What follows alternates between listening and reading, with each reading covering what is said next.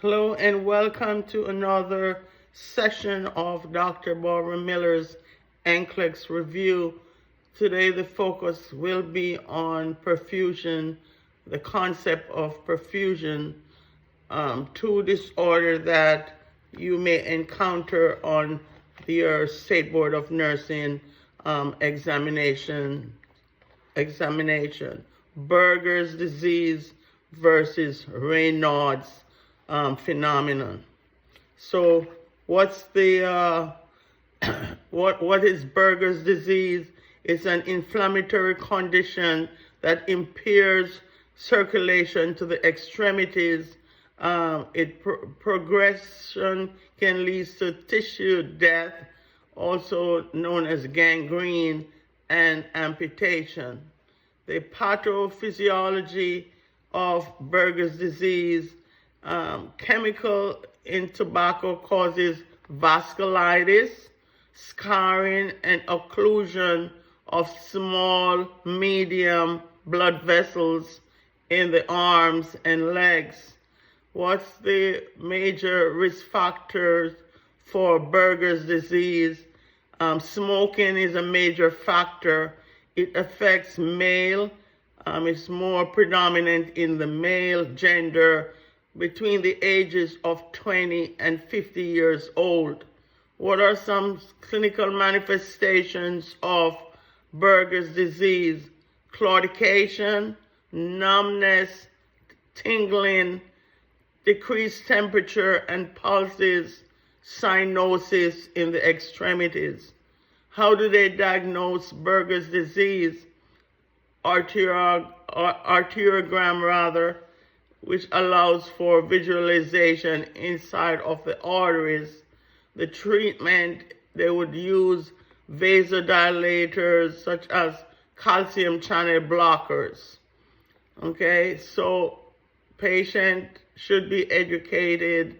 If they smoke, smoking cessation is paramount, and to avoid extreme cold.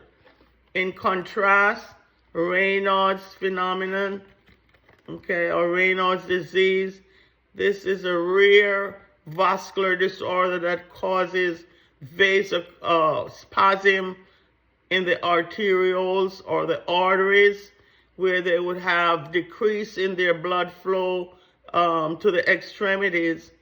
The pathophysiology for Raynaud's disease, primary Raynaud's, is idiopathic.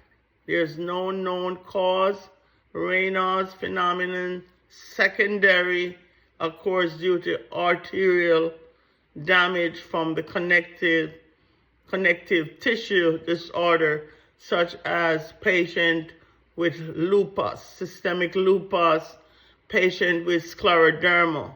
So those would be the two pathophysiology or secondary cause for Raynaud's disease. So what are some signs and symptoms or clinical manifestation? Cold, exposure to cold or stress. Their fingers become cyanotic, bluish, cold and numb, and also painful.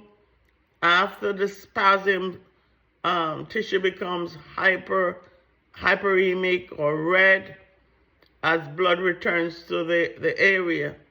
How do they diagnose Raynaud's disease? They will use the ANA titer to identify underlying autoimmune disease, such as lupus or scleroderma. The treatment for Raynaud's disease is vasodilators like nifedipine.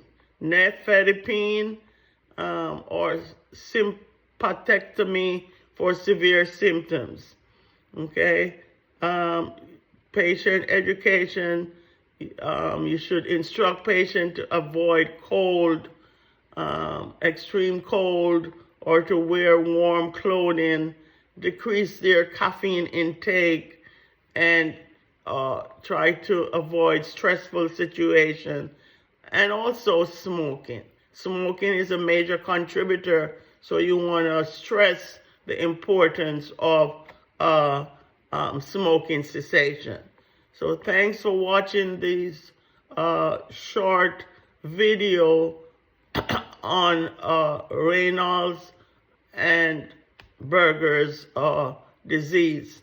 Please like, share, subscribe to the channel to help it grow. Thanks for watching. Hope these two conditions be beneficial on your State Board of Nursing preparation. Thank you so much.